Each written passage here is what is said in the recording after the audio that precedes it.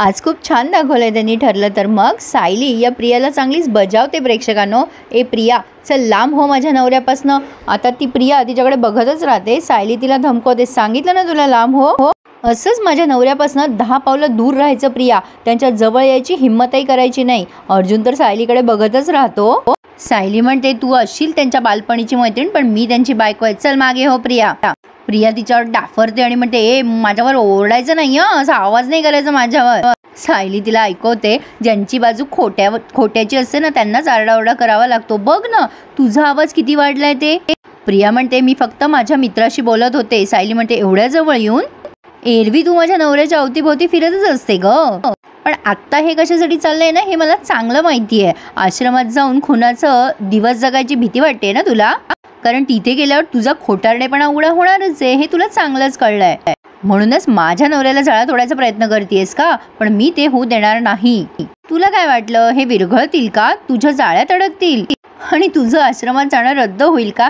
अजिबात नाही हं प्रिया, हे एक गोष्ट विसरलीस तू, हे अर्जुन सुभेदार आहेत, तुझ्या मित्राशी नाही बोलत आहेस तू। अर्जुन तर सायलीकडे बघतच राहतोय। आता सायली म्हणते ते तुझ्या गळ्यात अडकणार नाहीये ना, त्यांची बायको अडकणार आहे, त्यामुळे आता तू निघालेलीच बरी। आणि तसं पण आज वेगवेगळे खेळ खेळून तू खूप दमली असशील नाही?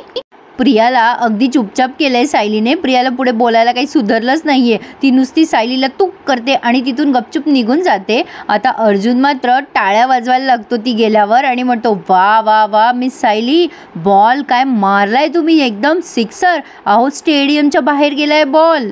सायली म्हणते सर यालाच म्हणतात ना जशाच तसे, तुमच्या भाषेत टिट फॉर टॅट।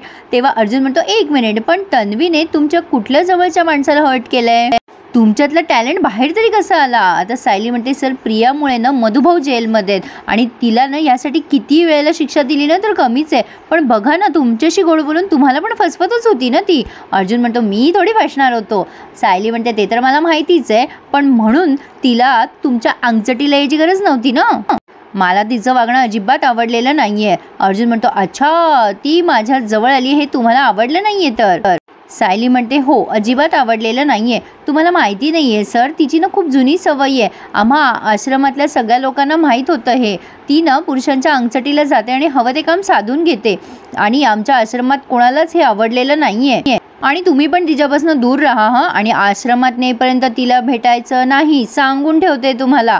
अर्जुनला सायलीने हा अधिकार दाखवलेला खूप आवडलाय बरं का, रादर तो खूप इम्प्रेस झालाय सायलीवर। सायली आता असं बोलून गेली आहे घरात, पण आता इकडे मात्र चैतन्यराव जरा जास्तीच रोमॅन्टिक झालेले दिसतात। बरं आता प्रेक्षकांनो मला सांगा, ती जी फाईल आहे त्याला हातात घेऊन यायची काही गरज होती का? तो त्याच्या गाडीतही ठेवू शकला असता ना, पण मालिकेमध्ये काहीतरी दाखवायचं म्हणून दाखवत असतात। आता ही साक्षी लगेच त्याच्या गळ्यात पडते, तू किती क्यूट आहेस, माझ्यासाठी थांबला वगैरे वगैरे।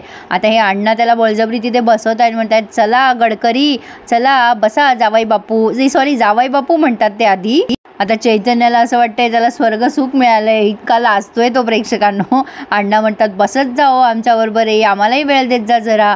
साक्षी लगेच गळ घालते त्याला, ए चैतू थांब ना रे, तुला कधीच वेळ नसतो, रॅदर मी पण बसणार आहे तुमच्यासोबत थोड्या वेळ। आता बसणार आहे म्हटल्यावर ही दारू प्यायलाच बसणार आहे ना, इतक्या साध्या सरळ मुली ज्या असतात त्या दारू पितात का? एवढं तर चैतन्याला शुद्धीत असताना कळायला पाहिजे होतं ना। असो, पण यावरही हा लाजलाय पठ्ठ्या। आता अण्णा म्हणतात काय राव आम्ही नाक घासलं पण आमचं नाही ऐकलं तुम्ही, पण आमच्या पोरीचं लगेच ऐकलं राव, काय जावई बापू तुम्ही पण। आता हा लगेच बसलाय तिथे दारू प्यायला आणि साक्षी पण आहे तिथे सोबत। आता इकडे मात्र हे रविराज काका त्या प्रियाची वाट बघत असतात। एवढ्या रात्रीची ही पोरगी इतकी उशिरा पोहोचते तरीसुद्धा म्हणजे यांना काहीच वाटत नाही। आता प्रिया काही एक्सप्लेनेशन देणार तेवढ्यात सुमनमध्ये पडते आणि म्हणते भाऊजी अहो मी सांगितलं ना तुम्हाला, तन्वी तिच्या मैत्रिणीकडे गेली, ती बिचारी एकटीच रडत बसली होती हो खोलीमध्ये, मग मी तरी काय करणार होते। आता रविराज म्हणतात तू खरंच सुभेदारांकडे गेली नव्हतीस ना तन्वी? तन्वी लगेच बोंबलायला लागते, म्हणजे नेहमीप्रमाणे नौटंकी करायला लागते, नाही हो बाबा खरंच मी माझ्या मैत्रिणीकडेच गेले होते, तिचं नाव रचना। रविराज म्हणतात मग तुला माझे फोन उचलायला काय झालं होतं? त्यावर ही म्हणते बाबा मी ना तुमचे मिस कॉल बघितले, मी ना ॲक्च्युली फिल्म बघत बसले होते माझ्या मैत्रिणीबरोबर, त्यामुळे माझं लक्षच गेलं नाही, पण नंतर बघितलं तेव्हा असं वाटलं, मला भीती वाटली हो बाबा तुमची, तुम्ही मला ओरडाल फोन उचलला नाही म्हणून। रविराज म्हणतात, तू पण हे राकेशसारखी बेजबाबदार वागणार आहे का? राकेश विचार करतो, अरे यार मला कशाला मध्ये घेताय? नागराज म्हणतो, कोणी मूर्खपणा केला की तुझंच उदाहरण देतात. हे जरा जास्ती झालं. बिचारा राकेश आध्यात मध्यात किती गरीब आहे बरं तो. असो, पण आता हे रविराज म्हणतात, हे बघ बाळा तन्वी, मला ना तुला गमवायचं नाही आहे. एकतर किती वर्षानंतर तू आली आहेस आणि आता हे असं काही झालं ना की मला खूप त्रास होतो गं तन्वी, असं करत जाऊ नकोस. आता ही लगेच नाटकं करते, हो बाबा मी आता कधीच काहीच करणार नाही आणि तुमचे फोन नेहमी उचलत जाईल बाहेर गेल्यावर, सॉरी हं बाबा. आणि बाबा पागळले. बाबा ओ बाबा असं म्हटलं की झालं, संपलं रविराजचं काम. असो, आज जरा हसूच येतं आहे मला प्रेक्षकांनो यांची ओव्हर ॲक्टिंग बघून.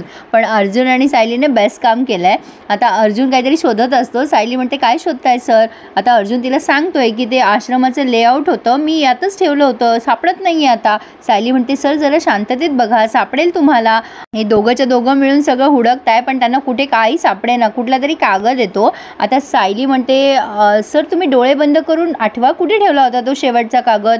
आता जरा अर्जुन वैतागतो, पण ठीक आहे, त्याला वाटतं बघावं ट्रिक करून आणि त्याला आठवतं, अरे हो मी चैतन्यकडे दिला होता, पण त्याला बॅगमध्ये ठेवायला सांगितलं होतं का मी. पण आता चैतन्य मात्र इकडं टुन झालेला आहे, अगदी फुल पिऊन अगदी झिंकतोय तो आणि नॉनसेन्स बडबड करतोय. अण्णा त्याला विचारत असतात, काय हो गडकरी, नाही म्हणजे तुम्ही खूप हुशार आहात बाबा, आम्ही काय दगड धोंड्यावाले माणसं, आमच्या लेकीला पण त्याच्यातच घातलंय आम्ही, आता काय करणार. आता चैतन्य म्हणतो, हो तुमचं बिझनेस फार भारी आहे पण आमचं काम पण सोपं नाही आहे बरं. मला अर्जुनने जाम हुशार केलं आहे, सगळ्या ट्रिक शिकवल्या आहे त्यानं, जे पुस्तकात नसतं ते पण सगळं शिकवलं. अर्जुन म्हणजे भारी, एकदम माझी फॅमिलीच.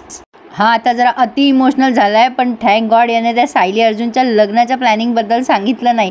असो, पण आता हा लगेच त्या अण्णाच्या जवळ जातो आणि म्हणतो, माझ्या लग्नासाठी परमिशन मिळाली पाहिजे ना अर्जुनकडून. तुम्हाला सांगतो, पूर्णाजीची परमिशन, कल्पना मामीची परमिशन, एकदम जॉली फॅमिली, अगदी पप्प्या घेऊन सांगतोय तो अण्णाला.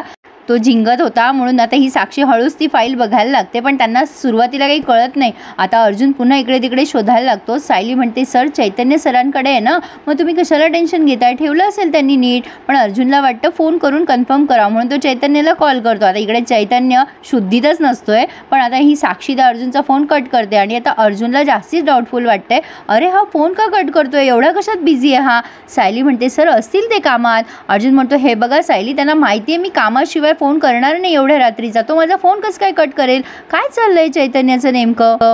चैतन्याला सिरियसनेस कळायला हवा ना, ते काम किती महत्त्वाचं आहे, मला आधी वर्कआउट करावं लागणार आहे त्यावर. चैतन्य पण ना अर्जुन वैतागलेला असतो आता, पण आता ही प्रिया अजून तिची नौटंकी चालू ठेवती आहे. म्हणजे आता तिने या सुमनला घोळात घ्यायचं ठरवलं आहे. आता सुमनला मिठी वगैरे मारते आणि म्हणते, सुमन काकी तू आईची कमी पूर्ण केलीस आज, मला खूप भरून येतं आहे गं, तू माझी मदत केलीस आज, मला फार छान वाटलं गं.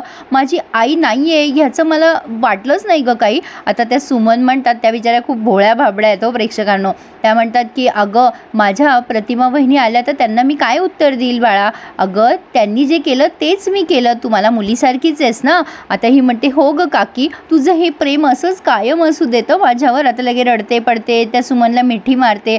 सुमनलाही खरं वाटते की काय बाई या पुतणीचं प्रेम आहे माझ्यावर. पण माघारी बघा पुतणी अगदी वाकडं तिकडं तोंड करते तिच्याकडे बघून. असो, पण आता या साक्षीने चैतन्याला उलथा केला आहे तिथे, म्हणजे पालथा उलथा केला आहे, दिवाणवर फेकलं आहे त्याला, तो दारूमध्ये टून झालेला आहे ना म्हणून. तर आता इकडे अण्णा ती फाईल बघतात पण त्यांना चढ कळत नाही. ते म्हणतात, काय कामाचं ना धामाचं हे. आता साक्षी ती फाईल बघते आणि म्हणते, अण्णा तुम्हाला कळत नाही आहे, ही फाईल खूप कामाची आहे, अर्जुनने त्याच्यात वर्कआउट केलेलं आहे सगळं, प्रियाला तो काय काय प्रश्न विचारणार आहे ना, हे सगळं आहे याच्यात. आता त्यात काही कपाट म्हणजे असे काही म्हणजे आकृत्या आखलेल्या आहेत प्रेक्षकांनो. पण आता हे अण्णांच्या डोक्याच्या वर आहे. अण्णा वैतागतो आणि म्हणतो, मग विचार त्या गडकरीला जाऊन, तो अर्जुन कशी बँड वाजवणार आहे आपली कोर्टात, विचार जाऊन. साक्षी म्हणते, हो मी विचारते, पण हे महत्त्वाचं आहे अण्णा, लक्षात ठेवा तुम्ही. धरा हे. आता साक्षीने ती फाईल तिथे दिली आहे, पण साक्षी गेल्यावर अण्णाने ती तिथेच आपटली आहे. अण्णाच्या डोक्याच्या वर गेलं आहे सगळं ते.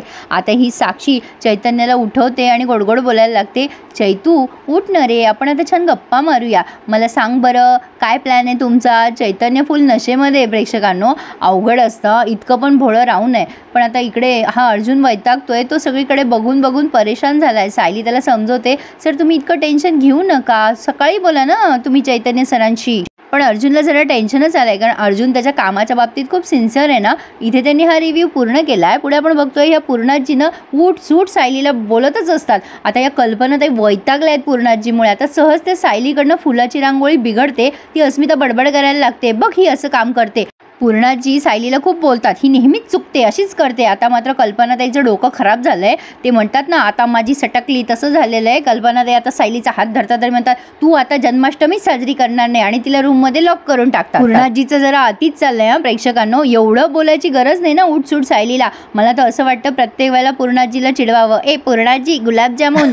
आठवलं का प्रेक्षकांनो, एक जुनी मराठी फिल्म होती. पण असो, पूर्णाजीचं हे अति करणं जरा अतिच झालंय, ते थांबवावं लागेल म्हणून कल्पनाताई चिडल्यात. तर आता कल्पनाताईची सटकली आहे. तर आता काय काय गंमत होते ती नक्की बघा. आणि प्रेक्षकांनो, नवीन मालिकेचा रिव्ह्यू सुद्धा आपल्या चॅनलवर ऐकायला विसरू नका. रिव्ह्यू बघितला नसेल तर नक्की बघा, सकाळीच अपलोड केलाय, तुम्हाला नक्कीच आवडेल. पण त्यासाठी चॅनलला सबस्क्राईब करा आणि माझे सगळे रिव्ह्यूज एन्जॉय करा. धन्यवाद.